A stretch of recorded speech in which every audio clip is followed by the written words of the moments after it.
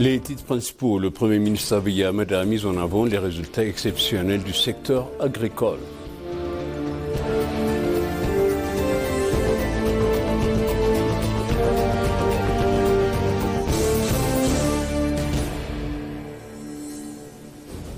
Dans un message publié sur ses réseaux sociaux, le vice-premier ministre a indiqué avoir visité la ferme de pâturage et de forage d'Assaïta.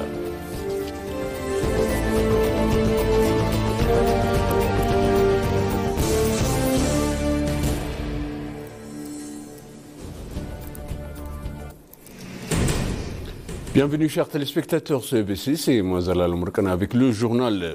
Le Premier ministre Abiy Ahmed a mis en avant les résultats exceptionnels du secteur agricole marqué de forte production de papaye et de bananes dans les zones majeures de culture. Dans une récente publication sur les réseaux sociaux, le Premier ministre Abiy Ahmed a décrit les terres fertiles du pays comme une source de nourriture abondante et de vitalité durable, mettant en avant la priorité accordée par le gouvernement à l'amélioration de la productivité agricole.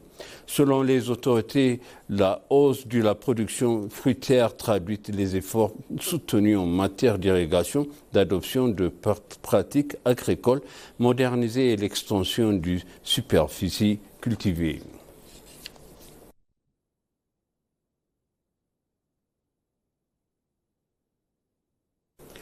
Le vice-premier ministre Tamasken Tourouna a exprimé la ferme de pâturage et de forage irrigué dans la région d'Afar grâce à la rivière d'Awash illustre notre utilisation judicieuse des ressources naturelles.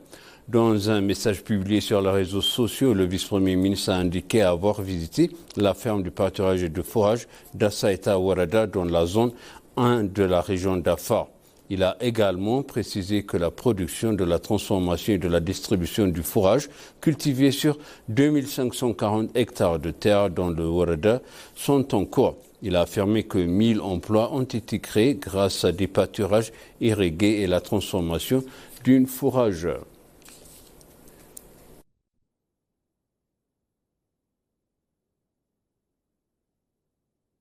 L'Éthiopie et les États-Unis ont mené une discussion constructive visant à développer leurs échanges bilatéraux et améliorer leur balance commerciale, renforçant ainsi une coopération économique de longue date, a déclaré le ministre du Commerce et de l'Intégration régionale, Kassaron Gofé.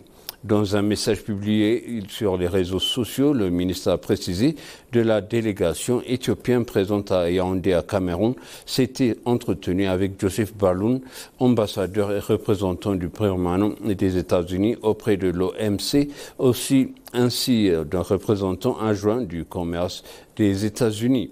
Le ministre a également rappelé l'engagement de l'Éthiopie à finaliser rapidement son adhésion à l'OMC et a souligné l'accord trouvé pour accélérer les négociations bilatérales d'accès au marché.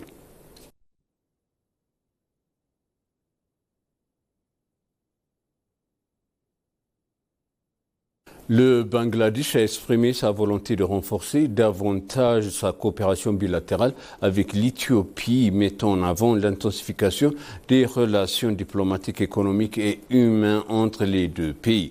S'exprimant lors de la cérémonie marquant la fête nationale de l'indépendance du Bangladesh, ici à Addis Abeba, l'ambassadeur Sitwat Naïm a réaffirmé l'engagement de son pays à approfondir ce partenariat. Du côté éthiopien, Dewanu Keder, directeur général du charge des affaires de Moyen-Orient, de l'Asie et du Pacifique, a réaffirmé l'engagement d'Addis Abeba à consolider les relations bilatérales entre les esprits de bénéfices mutuels, soulignant l'intérêt de l'Éthiopie pour un partenariat économique et approfondir, mettant en avant l'expertise du Bangladesh dans le secteur du textile et de l'habillement.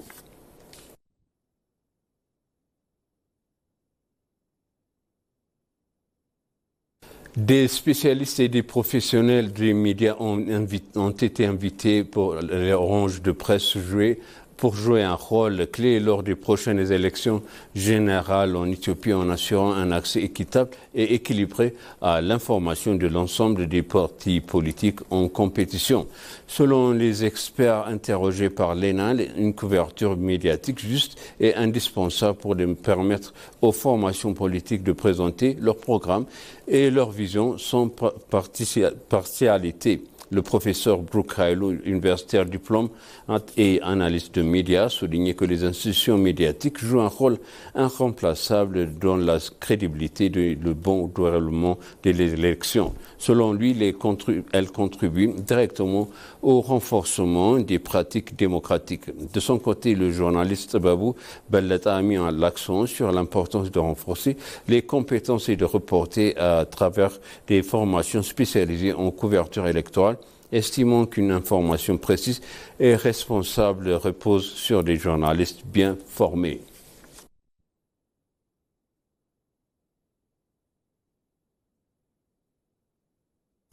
L'approche globale de l'Éthiopie pour la gestion de la migration qui coordonne l'ensemble des questions migratoires à l'échelle nationale est considérée comme une pratique exemplaire à formuler. Labou Sacha Pratik, chef du programme de l'Organisation internationale pour les migrations en Éthiopie. Dans un entretien exclusif à l'ENA, il a précisé que cette expérience est également partagée avec d'autres pays. L'Éthiopie étant un acteur majeur du Pacte mondial pour des migrations sûres, ordonnées et régulières, PMM. Le système d'identité numérique FIDA, qui révolutionne l'accès transfrontalier, constitue une avancée majeure. Le chef du programme de l'OIM a également mis en lumière l'architecture et coordination gouvernementale, notamment le Conseil national des migrations, présidé par le vice-premier ministre et la coalition nationale de partenariat.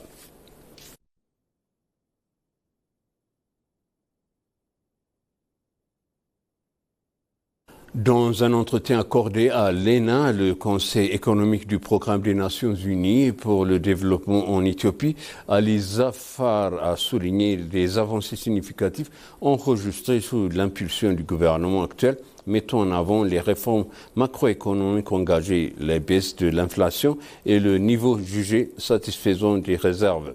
Ali Zafar a également estimé que la stratégie adoptée face aux crises mondiales, notamment en matière de gestion énergétique et de protection des consommateurs, était appropriée, citant en exemple le maintien des subventions sur le carburant. Enfin, il a réaffirmé le rôle du Programme des Nations Unies pour le développement en tant que partenaire clé du gouvernement, notamment dans les domaines de finances vertes et des politiques macroéconomiques à travers un appui stratégique et une collaboration étroite.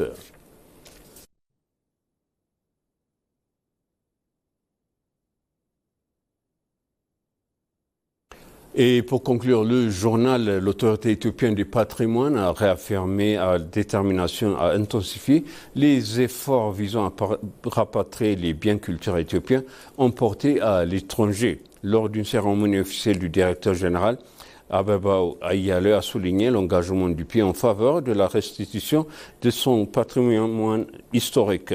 À cette occasion, un ornement capillaire en or connu sous le nom de Weleba, ayant appartenu à l'impératrice Teruorq Wube, épouse de l'empereur Théodros II, qui a été pillé à Magdala lors de la bataille de Magdala. Il y a plus de 150 ans, a été officiellement remis aux autorités. Selon Abebaw Ayale, des avancées significatives ont été réalisées ces dernières années dans les restitutions des biens culturels.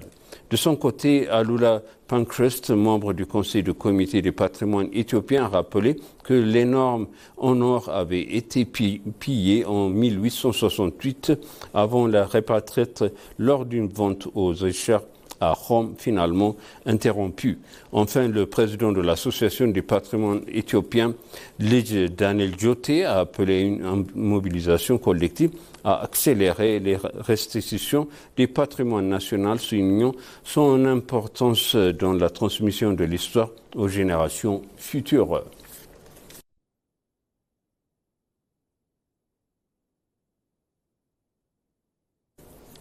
Et maintenant, je rappelle les titres principaux. Le Premier ministre Abiy Ahmed a mis en avant les résultats exceptionnels du secteur agricole.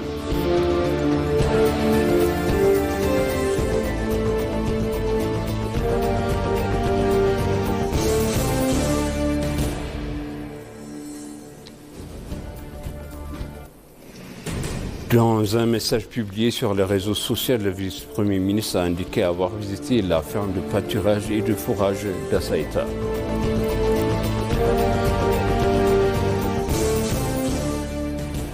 Chers téléspectateurs, ainsi s'achève le journal. C'était moi, Zalal Omorkana avec vous et je vous souhaite une bonne suite de programme et bon week-end.